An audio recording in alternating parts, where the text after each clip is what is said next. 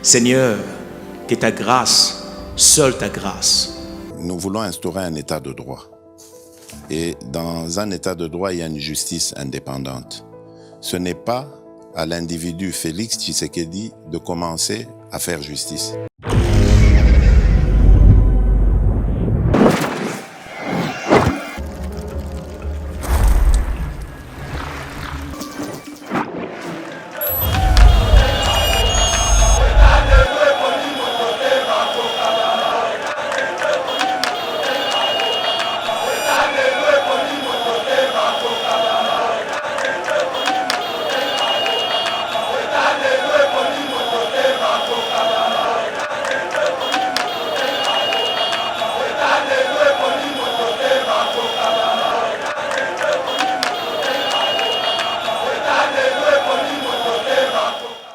Bonjour mesdames et messieurs, bienvenue dans notre émission Éveil Patriotique, bon début de semaine. Bino nyonso, bolanda Éveil Patriotique et c'est un makasi à retrouver bino na cadre toujours oyo to so la kanabino ma matali politique to lobela bongo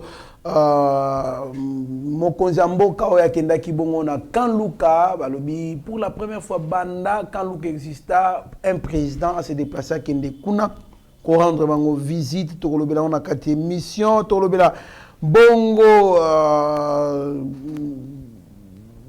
ba parole ou soit ba propos ya Koko Nyangi alobi ya isaki ba yebisaki ba conseiller Joseph Kabila ki soki ya Monica za fatigué a ki ozonga sur na pouvoir te abimisa maman Olive comme candidate na bango po ba yebana ko voter service national ayebi na ko bimisa bongo ba premier apprenant naye c'est-à-dire première promotion oyo batangi ba ekoli misala batindi bango bongo na kananga pe na mbujimai po bakende kotonga bekona misala ebele pour la construction de l'université Mapon. Aucun dollar n'est venu du trésor public matata pour une loi électorale. Nous encourageons l'Assemblée nationale à trouver un consensus sur le contenu et la forme afin d'éviter les crises de légitimité. Joseph Olengankoy, embouteillage à Kinshasa, le gouvernement avait relancé les trains urbains. Boxe, victoire du boxeur congolais poids lourd Martin Bakole face à Tony Yoka, c'est samedi 14 mai 2022 sur décision partagée de juge, le porte-parole du gouvernement Patrick Mouyaya s'en félicite. En tout cas, Toroko tapé na mozindo ya makamo misusu oyo to annoncer bino ateme sinon et c'est makasi ya ko retrouver bino bisika bozali na mwana mboka Benjamin mwana suka ndeto kota na mozindo ya nyoso na otiko tangela bino mwana mboka Benjamin mbote ndeko Trésor Kandolo mbote na ba landino surtout ya Yeba TV. Bon début de la semaine à bino surtout oyo bozui ba ko landa biso. Je pense qu'on est là pour vous servir de musala otozui ya ko informer bino pe ko servir bino na tango nyo surtout ya ona ko singaka bo partager ba vidéo na biso bo liker yango bo aimer bo sala nyo surtout et rozala malamu mingi. Merci beaucoup mwana mboka Benjamin Mwana Souka. Alors nous saluons vraiment la technique kuna Rabi Mokoko, secondé par Shagio Tudimeshak, mon frère et ami Héritier Ngashi, Mitiranaya, Steve Konde HD et toute l'équipe de Eba TV. En tout cas, Tozali ko Pesabino Matondo pona ba effort oyo bozali ko consentir pour musalesa makitoko. Moi mboka Benjamin Mwana Souka oyambaki na tolo bila no box oyambaki yango ndenge ni ta omoni mwana mboka Martin Bakole ilunga ko défendre drapeau ya RDC devant public oezali hostile naye contre ye muke kaka puisque c'est normal ezana mboka ya batu nde bazali ko soutenir ye ba ressortissant mboka naye mais Martin Bakole a gagné combat wana na 10 rounds sur décision partagée à membre jury. Réaction na yo monambo. Merci beaucoup ndeko Trésor Kandolo. Là où le Congo gagne, ngana roza nini. Fona zagana esengo. Et j'ai aimé parce que comme on a que il y a encore des gens qui aiment ce pays. Trésor Kandolo na royebisa yo banda Congo ezala Congo. Hein? comme on a événement ya munene lisusu boye autour ya box hein ba congolais tout déterminé pour na Rolanda et ko sangaka esengo comme on a qu'aujourd'hui drapeau na biso so pepa mais nazana pasi ka moko pasi moko nazana ngweza ke gouvernement au travers ministre à sport. Bah du coup tu vas bien un ministre à sport, ministère à sport, tu vas bien un ministère à football. Et ministère ya football au te bengi masculin. Pour bana basi awo obike ndeko trésor kandolo to fungola miso. Lelo oyo boxe lo bato bando beta kara. Et comme ko amene Congo. Po elongwa ki makambu ya bakole abundana Tony Yoka. Et comme que non France azobundana RDC. Mais muto bazobundana France wana ata 100 francs. Je dis bien ata 100 francs. Il y a RDC azuté. Chose grave, ministre à sport ata ko encourager message ya soutien.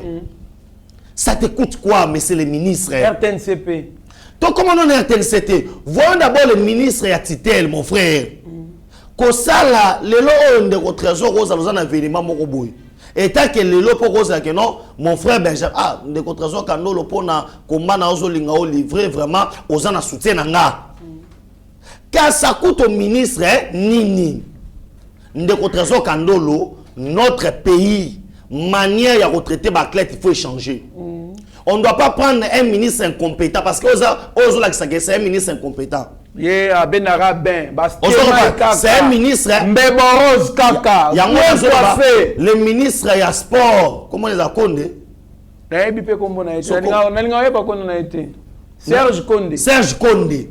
C'est un incompétent. Habite ceux qui a boulé le ministère à sport. Et ça côté à balle. Ok, même la balle en Gozoloba. Au moins dans la fédération, tu as raté la qualification. Il y a Chan, Kakanaye, tu as raté la qualification mondiale. Les colonnes, à cause de jet privé, on dira qu'ils ont maîtrisé en côté. Je demande à Premier ministre Samaloukondo. Incompétent, il y a ministre à football. Il y a un ministre à football incompétent. Naye Bisayo et Zassoni. Mais de Trésor Kandolo, j'ai senti qu'il y a des gens qui aiment ce pays. Partout où il y a la Zotambola, même même ambassadeur Nabiso, Azena combattu. Ambassadeur ya RDC en France, ça quitté. C'est que la nation congolaise a abandonné na Moto. Na moment où na babar na Kinshasa, plein na bateras, na bandaku. Plein baola ndaga komba. Mbala nanga liboso muto abeta likofi bat bazo ganga lokola liopara chebi. Tuku Tony okazo loko na première round boy. Na ebisio eza lo wa Real Tony na chebi. Dans round de muto sova ki azo kaote. Ma na ebiso combat ya box esili ba motocycliste Kinshasa bazo beta banzungu. To nani bakoli bomaye. C'est grave. Ce que yebisanga eloko zo amener batu na loba toujours le sport et eloko esangisa batu. Sport et eloko. Na bona ta ba réseaux sociaux, batu la muka, batu a INC, batu ya ensemble, batu nyonso i publie malgré que Babika Moïse Katuminde a félicité. Yango na solo baké, il y a des gens, il faut pas comprendre ba priorité na beaucoup. Le ministre des Sports, moi je pense qu'il est grand temps. Ministre des Sports ou ministre et ministre à football a démissionné. Serge Condé, ministre à football, il faut démissionner. Pourquoi? Parce que tant que vous avez un résultat, des retraités quand le GPR, tout le monde passe à Kobanga Nangezani. Kobanga Nangezani na zomona ke to risquer na kano to kendete. C'est ça. Comment on a des ordres au régner? Un ministre oyo na yebite so musa na enini.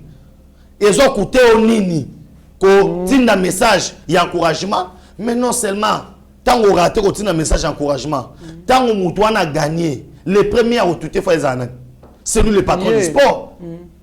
Il devait féliciter quand même. Non, après votre victoire, même si tu as mais dans un approche aux hommes on est-ce qu'on de trésor Kandolo nous sommes toujours malheureusement dans régime mogo présidentiel oyo bakole muto ya mbeza chef de l'état. C'est le chef de l'État qui doit s'impliquer les sous dans Makamboita les sports. C'est le chef de l'État fois Simba partout. Oh, c'est pas comme ça. Net na minute au moins Mboka comme na top 10 des meilleurs boxeurs du monde. Hein? Mais dans la minute comme na ba Deontay Wilder, ba Tyson Fury, ba Anthony Joshua, ba Usyk, ba Andy Ruiz, ba boxeur on attend ba boxeur. Oh, donc ba star ya monde mais yepé a komina bango mais un passeport diplomatique ndeko trésor Kandolo passeport diplomatique roya to mekempe ko yoka to mekempe ko zonga mwasima muto le lozo défendre bende la Congo akei na poto te po Congo etinda ye Congo soutenir bakole na eloko te na lo ba bien Congo avant à Londres qui n'a ndenge na ye grand frère non surtout Yaza c'est son frère et frère na eto ya mbaye awa a expliqué biso pe ndenge nini abunda yaya jusqu'à quand mutoza la ministre à sport ba athlète ba banda kubika na lolenge ya bougie pour nini Congo to likaka suka na ngo résultat oyo biso to salité to sale fort à mon côté. Qu'est-ce que le Congo a investi dans Bakoli? Qu'est-ce que le Congo a investi dans Katia Makabo? Rien du tout. Babimi bango moko. Il pouvait accepter ba changer ba nationalité. Bakao le bapel lo. O abimi sud-africain. O abimi naye nani américain. Tout anglais. Mais ils ont accepté. Oh bah vous n'allez pas na ring wana congolais. Oh bah vous n'allez na ring wana congolais. Mais il y a là tina drapeau à France. Il y a France. C'est ba congolais mi balé ba obunda. Même ministre à sport. Pour na ko féliciter o ya ndimi lelo ko kende na poto na mbongo na ye moko. Na mbongo grand frère na ye ko bima o ba benga na lingala FO perso. Abimi na ndenge na ye. Mais les lots a sali fierté à Congo. De votre Kandolo, je pense ministre à football oyo Serge Konde, aza parmi les ministres médiocres. De votre Kandolo, comment en plein oyo combat wane pesi na monde. Jamais batu nazo bisao jamais tout kala ko fana na ba TV na biso cause la combat wana bongo. Bongo neto jamais monde tala les Français ba mobiliser qui monde. Pour na bakole azala ridiculiser. Mais déjà na premier round bakole la kisaki que non te naza congolais solo na renoncer nationalité na ngaité na garder nationalité na ngaité fierté tellement mon bakole na moi drapeau ka muké représentation ba congolais. Qu'est-ce que le ministre à sport a ça pour mobiliser rien que les Congolais qui habitent en France na moi drapeau muké kaka ndeko trésor Kandolo. Na France, il y a une grande communauté congolaise. Soit c'est dans le pays où les Congolais sont belés, c'est la France. Tout le monde a rendu les Congolais bien sûr dans ma musique. Mais il était grand temps. Pourquoi pas qu'on mobilise les Batouana? Mais c'était aussi un message. Les Congolais ont musique partout, les Français, les Français. Mais le trésor Kando, ça s'organise, mon frère. Ça s'organise. Ne donnez pas la faute aux Français. Quelles sont les démarches ministres à football à Sali? Pour na Congolais. Quelles sont les démarches ambassadeurs il y a RDC. L'ambassadeur il y a RDC na France. Combien imaginez moni o ya keiko ko encourager quand même nani nani Bakoli. A pas grand frère na. Ya mais na soye bisayo tozoli net lelo to lo ba Congo zo gagner na Sony. To kaka Sony. Oyo makambo to lo bango to yo kila kango Sony. L'ambassadeur qui représente le chef de l'État, wapi na pays wana, il devait voir Bakole. Il devait aller dans l'entraînement. D'abord, quand la versière, na versière, quand on a la versière ya Tony Yoka, na versière ya Yé. Kaka na coach na Yé, ça fait la. Donc kaka na coach na Avandi, la versière ya Tony Yoka. Moi, nani ministre ya football Serge Konde, soko yebiten de Trésor Kandolo. Azwa jet na retard pendant qu'il est au Maroc. Bah respecter Mangwali Kolo, te ba sanctionner biso pas Nigeria. Te foutre $20,000. Te foutre $20,000 amende parce que il fallait na jeep. Na jet privé, pardon. Il pouvait se mettre. Ton fan de la sport de rotation Kandolo. L'émission peut tourner autour à Macabo. Ça fait très mal. Parce que Batouana, Azo Matana Ringwana. Na, Riff belé. Vinaye, Ache Vinaye en danger pour défendre une nation. On va reconnaître Yete. C'est l'ambassadeur de Papa. Solo Moko Lobi, Abijou Moko Kenya, comme au Maroc. Excusez-moi. Ba Monica compilance na été na ba question quoi za américain ba yambi mamo ba zuba ba valise na ye ba tiompanzi po ba yebi ke ba américain c'est tabago makas allez aki on a bien ba prioriser ba tiompanzi ba bipé ça parce ba misa ba passeport congolais ba bi ba boakele passeport congolais na bilona ba boaki ba zongseli abeta bi c'est question na changer na secteur comme américain dans un avantage. Or, Bayaka Kousouiste Bamobon, à comme anglais, toi américain. Mais il y a Boya, il défend la RDC. Aye Awa, Basali liste, il y a Bayamba, tout côté ministre, côté président de la République. Grand frère de Aki Baché Kombonaye. Mais yé, Akeboye, grand frère de Bengiye, Akeboye, Akoti, Bazo c'est ça, on peut pas me faire un Zamboka, oh, Kombonaye Zad. Talasco niveau. De retraso Kandolo. Yo boye bikutu makambo kokota.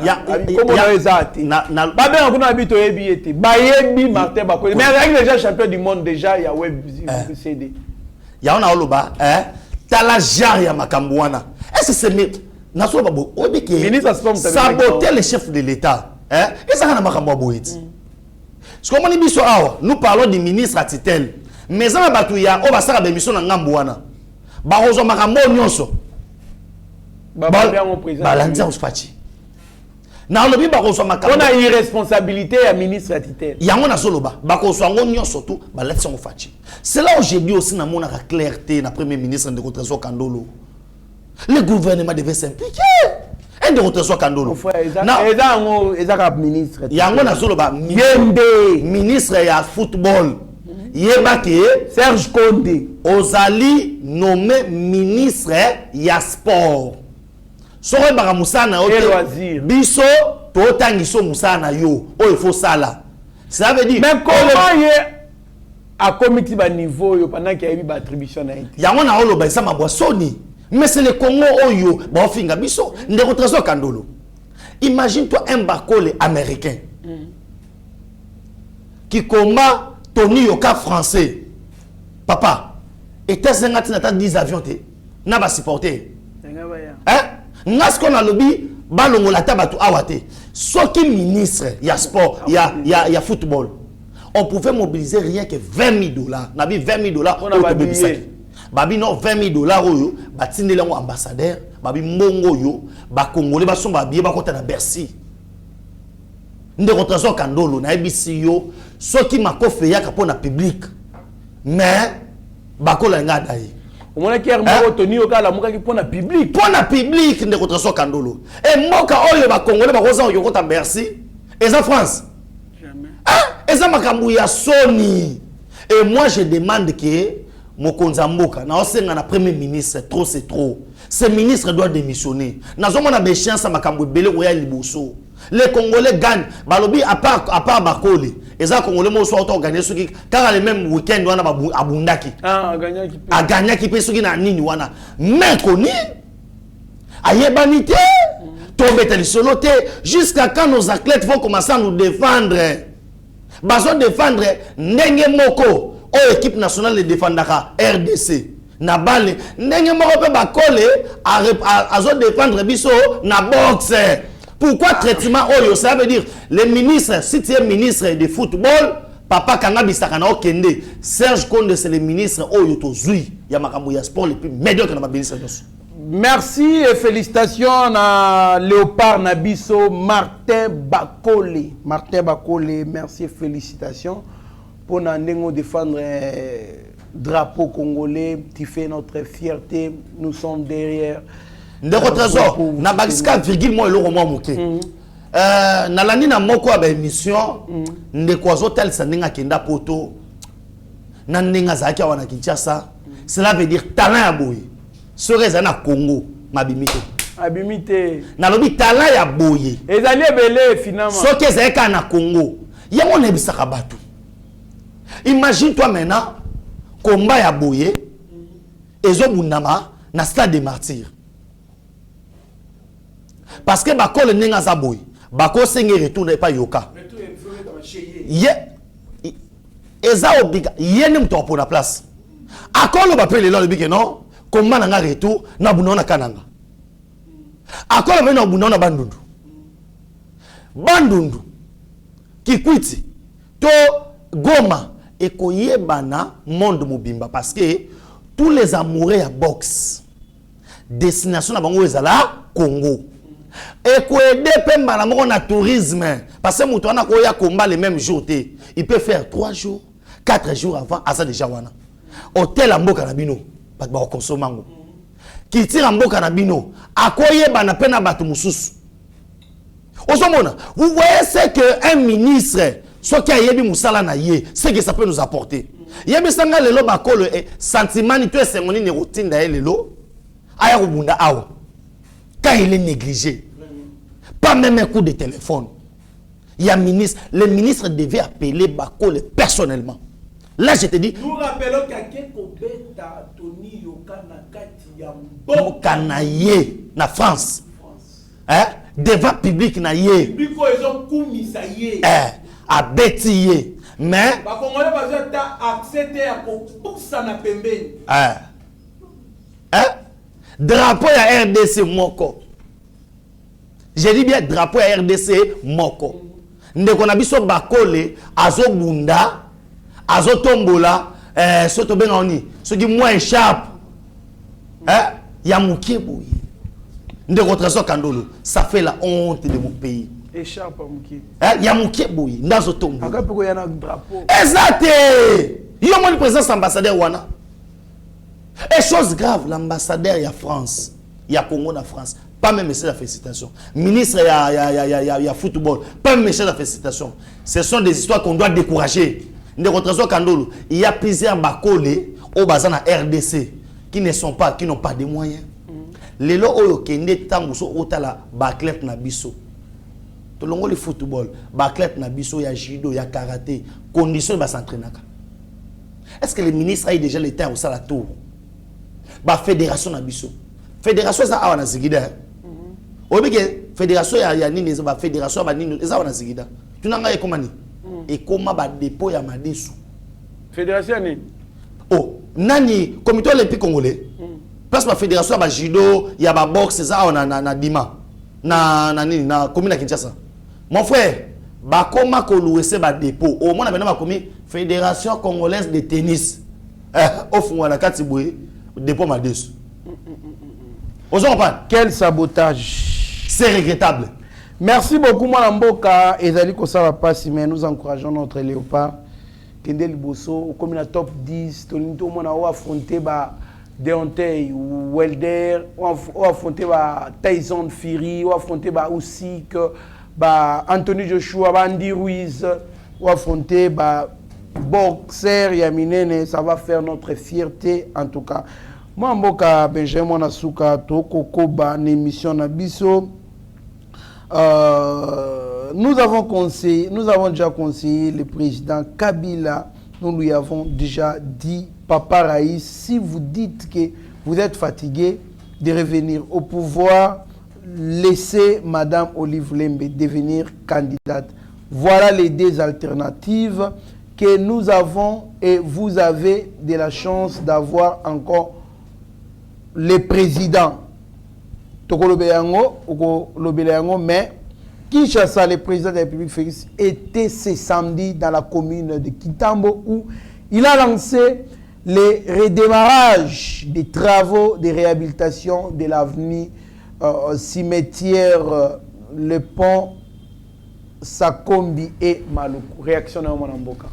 Réaction de Ngaï, c'est que Banda Congo soit indépendance en 1960. Président ya Liboso. ya onyata na Kanluka Fachi. Vraiment. Président nazo bien président de la République ya onyata na Kanluka Fachi. Aboyi ba betele masolo. Akeye moko tala. Akeyi. Atambo na libala roi bato nyonso. Ya mukie. Bato ba bengele ya okwe ya te. Abina sala sport. Akatisi. Mais banzela oyo baoloba de Trésor Kandolo. Kanluka ezalaka toujours enclavé. Kanluka kangami na Selembao. Akangami na Oto Bengi Kitambo. Nangaliema. Parce que ça na kati Nangaliema. Mais pour mutu aya akende o abimata mususu Selembao, il faut qu'il nous contourner. Mais mbongo pesa mana tango wa Kabila. Basala nzela. Voilà pourquoi babi redémarrage. Balia yango. Tunange pa nani? Vena biso nani Thomas Luwaka, Thomas Luwaka. Mais fief naïd. Tala niveau. Balia mbongo. Bacha ba pilon ti lelo. Nzela wana avantage na ngweza nini? Muto yo azouta ipen. Azoya par exemple Lemba. Azana ta koleka station ma campagne te. Ah bon? Akoya 80 jours à côté cimetière Abimi avenue du 24 novembre. Au commande de la révolution, Bumbu pa nzeleza wana mobimba dia basali. À côté Lemba. Ake maman rapport. Parce que banzela ya boye 18 ans. Ndeko Trésor Kandolo. Banzela to mona ba osala oyo. Soge sili bato bachaka munoko. Bato oki réalisation babina 3 mois pamba. Japon. Ekosila. Ponte non seulement bazo construire des ponts. Pont liboso. Au moins so komi na cimetière à Kitambo. Po katisa, okoma na cimetière. Po sa kombi na pont Maluku. Voilà, wana po sa kombi. E bukana ba osala. Pont Maluku ne o ekokangisa Kanluka na Selembao. Ça veut dire mutu azana Selembao. Mutu soka azana par exemple azana ngiringiri. Po akende ipen, ana poso mata sanate. Akatisi mamo awa yiwana mubimba. Mutu azo uta Delvaux. Ana posa ya koleka na station ma campagne te. Ana posa ya na Kitambo magasin te. Ayemba la moko boy 80 jours abimi. Yango ndezo sala désenclavement.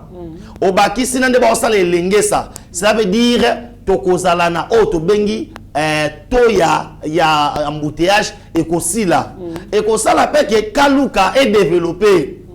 Po muto banda ko banga binga na ko futela na Kanluka te na ko soma pa na Kanluka te po nzela ko bimela et sala kate Kanluka sko ko na 3 nzela et au permettre que non population en Kanluka pe et ça nini et se développer Et s'épanouir. on se comprend et que de liboso et yebisanga sko bato ba oganga bato bazo chambu noko ko mona mokonza mboka kozala à l'écoute et puis faut yeba que Kanluka ezali bisika liboso facha banda campagne.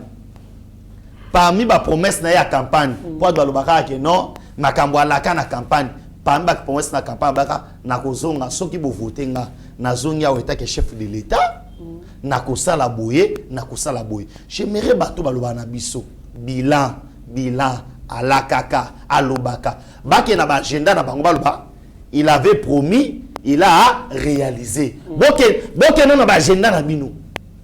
Trésor Kandolo, boulot to sala oyo, normalement fallait ba Eric Nindu basala. Vraiment. Te bosi toloba. Non, hier avant na bureau te. Yango na soloba, il fallait ba Eric Nindu basala. Hier avant ni na bureau. Ozoban, il fallait ba to ba lier la kambongo. Et puis ndeko Trésor Kandolo. Comment chef de l'état azokende Kanluka? Azosaba kambwa kitoko boy. Il n'y a pas quelqu'un au le Kana TV pour vendre positivement l'image du chef de l'État. Mon ami drapeau il dépeste. Oh, voilà où nous n'en parlons pas. Le secrétaire général Augustin Kabouya. On a appelé ça mbote. Eza Sony. Drapeau ya UDPS exact. Yango na soloba drapeau ya UDPS exact. Bisika ou facha banda campagne. Olo fanda ta muso sala matinée pour nous répondre XY combattant. Mais Moussa il fait ça mayango. On se comprend. Est-ce que pour nous ala IDPS comme état parti politique? na kan luka pour nos en drapeau nana combattant na mo boale la rabi non ça musa na kan luka président na luka ka drapeau Vraiment. na luka ka drapeau or kan luka wana zo regroger auto bengi électorat marquance ya mokonza mboka mais l'IDPS c'est un parti politique tant on lo baboye bato bokataka je n'ai pas ingéré le secrétaire général na ebise kaka asala musala na ye doté na ba membre par ya parti politique ba drapeau c'est pas une grande chose ba seng na musala te secrétaire général ba seng na ba drapeau oyo zo sala soni ya parti présidentiel pour to zena katsa kaluka ba combattant ba saki na bango mais combattant zo diembelata amona fachi na sima drapeau ba ati lukwebo na mboso c'est regrettable ba jara makambo yo il faut échanger ba drapeau lo ba ke bakabola ki na ba selile na kaluka fachi akenda kuna drapeau de pese mona te poani au moni ke eza ko sala ba communication mo boka ba kumisa na TV mais en soi musa malamu zo sala la secrétaire général il faut changer. Merci beaucoup, mon amboka Benjamin Mwanasuka. Nous avons déjà conseillé au président. Ça, c'est quoi Konyangi, Kolobaki, Ebisi Kabila, ce qui a au possibilité pour un Olive Lembe. Réaction. Nani Koko Nyangi Azolota. De Rotazo Kandolo. Remplacer Olive Lembe. Na place ya Kabila. Donc Olive Lembe, président de la République démocratique du Congo. Tu sais le rotin. Tu qui m'oula ne balet. Olive Lemba Zaki, ceux qui directrice sa campagne, ceux qui n'a pas campagne, il a travaillé avec Kabila partout en 2011. Il a chargé à spiritualité. Chargé à spiritualité. Olive Lemba, Oyo Lukake, Azonga, a postulé. Mais Olive Lemba, a maman qui n'a ni babet. A maman qui chadari babet. Hein? A maman qui chadari babet.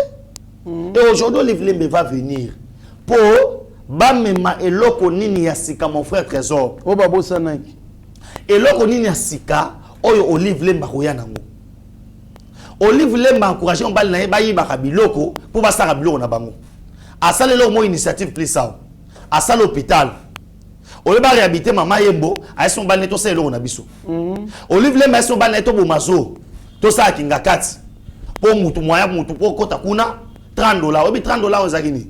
La moitié à salaire à policier. Pour ça, nous faisons $60. C'est que les policiers sont les gens qui ont la banyama. Pour $30, ils ont entré à Pamba. Soit les gens qui ont la girafe, ils ont un niveau Baksambon. Au niveau qui ont un batindika, ils ont un Baksambon. Au niveau qui ont un lieu Baksambon. Ceux qui sont policiers, moi, je suis un qui ont un soit ça, ils ont un balé. $60 sur Kabila tikela bango seni et disparaître so jari ya bato boy koko nyangi problème les années problème koko nyanga zamona aflater Kabila ba mekaki loko ke no Kabila ko zonga ba moni que ce n'est pas constitutionnel ezali auto bengi et koko salema te impossible eza impossible que auto bengi Kabila azonga na pouvoir ils veulent maintenant masquer Kabila au travers Olive Lembe chose qui ne va pas marcher. Très bien, mon amboka héritier et Benjamin Mwanasuka, la loi électorale, nous encourageons l'Assemblée nationale à trouver un consensus sur les contenus et la forme afin d'éviter les crises de légitimité. Joseph Koko Nia et Joseph Olingankoy, nous avons déjà, et plutôt, loi électorale, les partis de Délice et Sanga affirment que l'Union sacrée a rejeté toutes les garanties pour un meilleur processus électoral. Réaction non, d'abord, Batumi Balé, Olingankoy, les vieux Tumbazazou, Tumbazazou de Osuki Wanat. Kasi na sala yakana sala ozazu kasuki na yona eve tumbazazu ve tumbazazu na nani po atika ne lo mo suki sensa o suki nani suiviso ya ko le kwana la ribma kaka ipare ndeko Trésor Kandolo net to banda kozonga mbongo na basuma no ta ba tracteur biso to ba milieu bima kuna pour fonctionnement ya na solo ba na lo ba eloko wana pour ba boma ngozo sengani. Somme mieux bimaka. Ou bien avec $1 million, tu as combien de tracteurs? Vraiment. Hein? Oh, bah, sali masangu lelo, tu lié la banda on a biso. Viens tumba zazu. Au moins, il va tumba zazu sur le canin. Aluka, on y bon na sen sawana. Sombongo bimaka, na hora de nema auto bongo bimaka, lié qui a ngoso pendeni. Sombongo bimaka, tout so pendeni. Aluka ta confirme salima, hein? Pour le logo na yone sani. ezonga soki pour abi que non se confirme salami et le wale ko zonga frère de fonctionnement bimi ozonga ban et osenga non bakenda kuna bafumutoto bazaka kuna au moins na Congo place le moins le bima batinga so mo ba lo ba te batinga ma wa ba bi que non moins le bima na zonga na maloba na ye. Moi je pense que l'Assemblée nationale ce qui est recevoir auto bengi projet à loi auto et le moko boy et li ko le bateke ce qui trésor kandolo na texte na yo komaki là mais place on les aller ba ko corriger côté tangu déjà au kamate le ko soumettre ngo na auto bengi plénière la plénière est souveraine est souveraine so yo komaki na erreur ya ba ko corriger te. Moi je pense que Mouton Ropé s'habille sur les sons et Zali Nani Delis c'est ça quelqu'un qui est très arrogant. N'habite ce qui a zaki na niveau le roi professeur a miné na moko tu rentres dans le bâtiment. Au ce monde Mouton Ropé a mis mon arrondé qui non a succès ma camoufle. Ça le roi ba nani procès mbata. Te me tomber la maïté. C'est ça na niveau en bata. Tu rentres dans la maïté. C'est ça na niveau en bata. Ça continue à s'aboyer pour politique à ça dans côté. Pour pas voter dans comme état député, il fallait que mon photo fasse na moto. Na Louisa. Yo so mona mutape so mo katumbi. Pour postuler pour ça pour la boue. Ko bossa na te que via banda ko ye mutu eloko ti lelo na ensemble. Batu na la des awapi. Ndako wana enseignement no fait 5000. Ya bando ba 20000. Ti le bassin na ba récit. Merci plus. Et puis, la loi électorale, s'ils veulent débattre ça, il y a un cadre autobé constitutionnel, autobé l'Assemblée nationale. Basons en l'Assemblée nationale, ils vont débattre sur cette loi. Et échappatoire, parce que d'abord, c'est ça, on manque d'abord nani respect makasi mboso. Et parce que mboso a un mounine, il y a le bac non. On a un président à s'engager dans l'Assemblée sur le roi mboso. Mais il est là toujours, sagesse à Kimokolo. Aligi ba nous sommes tout autour d'une table parce que ce qui est na ba ranking personnel ba on capable bloquer processus pour ça. Mais je dis toujours chaque jour au ça la barita boye baké ezali ba jour au to longolango na marmotel l'élection. Merci beaucoup puisque vous parlez vous avez cité Ensemble pour la République. Moi mbora Benjamin na suka tala nenge banamiki ba 12 ans 13 ans de mutu bazali ko adhérer ba pesa ba fiche d'adhésion et Ensemble pour la République. Il faut pas qu'on partir. Ah bon? Oui. Et ça contre loi. On ne peut pas faire adhérer Moutoise à moins de 18 ans à la partie politique. Ça, c'est la violation, il y a constitution. Et ça, violation à la loi. Maintenant, avec ces images ici, on peut déjà initier déjà autre bengi ba poursuite judiciaire. Ba ko canapé parti politique wana. Moi, quelque ça la politique. Non. Au moins, il va te bosso azo requêter ba na boyo mon asim sa momindoki. Parce que aibi que non, et ça contre loi. Pendant l'action que non, moto bo baza populaire. Ana bato, ba balingaka ye, ala na bato ba na miki, po ba yokota na parti na ye. Parti ya buzo ba parti ya ezangatina parce qu'un parti politique est ébi que non, na koki ko adhérer na kata parti politique, soit ko aussi 18 ans. Yozo ki no ko sise ba na miki ba fiche na boule nini. O pesa o mindu ki lobi na butu. To jimele déjà, to ebela. Merci beaucoup mon amboko ebi bien qui réserve d'échange Mati Makasi et l'ongwe de 8 millions de Kabila Batika a commis 4 milliards na banque officiellement gouverneur la banque a publié Kiango mais il y a une personnalité congolaise Oyo Aibina pour réagir. Ils nous ont laissé moins de 1 milliard de réserves d'échange, 18 ans de gestion. Et en 3 ans seulement, nous avons réalisé plus de 3 milliards 800 millions de réserves d'échange. Ils ont échoué hier. Ils nous exigent des miracles aujourd'hui sans honte. Honorez-vous là. Réaction. On parlait à bilan à Watts. Est-ce que c'est là où moi j'ai dit aussi un de votre Kandolo.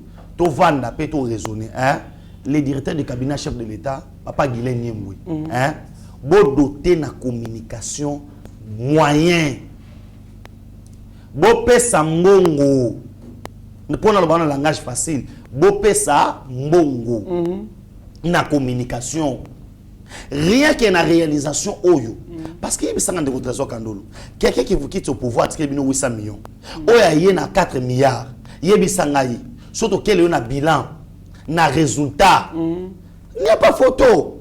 Est-ce que les gens les Congolais bah ils nous réservent des choses années est-ce que les Congolais bah yeba façon nini makambo o façon mimelamboka est-ce que les Congolais bah yeba mo c'est pour vous dire que ba Congolais oyo na ebisa kibino ke façon ça bikamwa et ezaya masapote oyo obiki matata mpona ndoki no solo kuna na magazine na monde ba komisa gestion na ye nzo ndeza lukuta o squeeze ali na ba FMI Banque mondiale ba féliciter gestion na biso ba mona ke Congo zo kina na ko bonga malem les gens oyo ba mitema mabe o ba ko loba lelo maintenant en face ya ba exploit oyo c'est le plan financier c'est le plan économique boko ba sous il n'y a pas photo ça veut dire je dis toujours que coup de chapeau na Mokonza Mboka coup de chapeau na Nicolas Kazadi coup de chapeau na Gilles Alingeti coup de chapeau na ba régie financière nyon surtout bateau yo DGI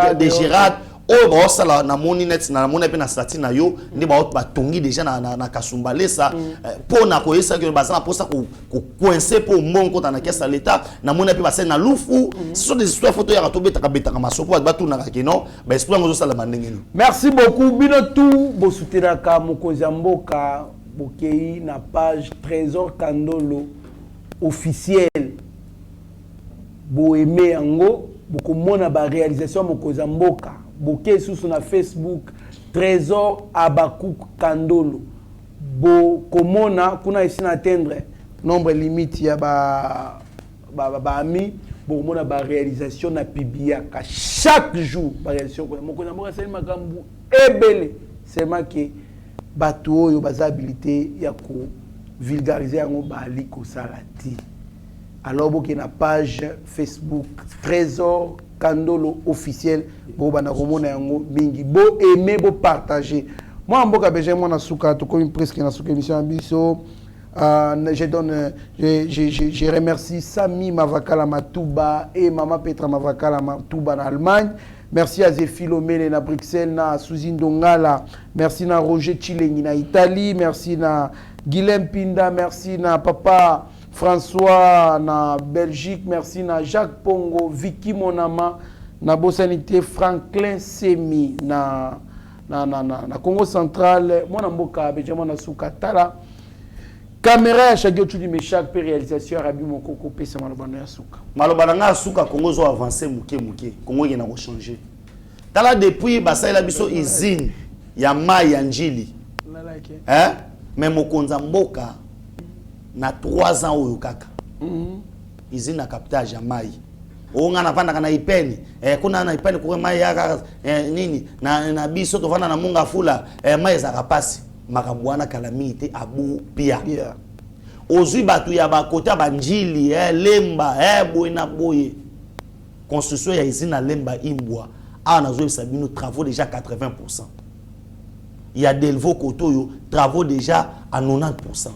Et Mokonza Mboka ana sabino même akambwa courant station sika ya 220 kVA oyo ya Kintsuka déjà fini et tika Mokonza Mboka kino inaugurer et yo fanda oloba na saki bino désormais tozala na suka émission to bois qui réalisation moko tota asoso boloba nini muto azo finga wana oyo bolobi na répondre inde au Trésor Kandolo bito beta hotel so na été bino ba boyebi ba faible arme na bango za ko finga ngana ko na télévision te pona banda ko ba ko s'attaquer na muto afinga ka cela veut dire azan problème d'éducation bino ba bolanda ka ye maintenant esa bino ba vidéo wana soki za Lubumbashi te eza wana Kinshasa te pour muto na bimi Congo te na wana eza na poto te ko ba vena biso ba uti ko intensifier avant na mata émission awa eza na colonel benga bi petit to ko zoya za na Lubumbashi mais yo muto bomba ye yebake muto no ozwama Na remercier ba tunyo surtout au balingaka biso. Na esi bino za poso somba lupango na yo 20 sur 20 à 2000 $.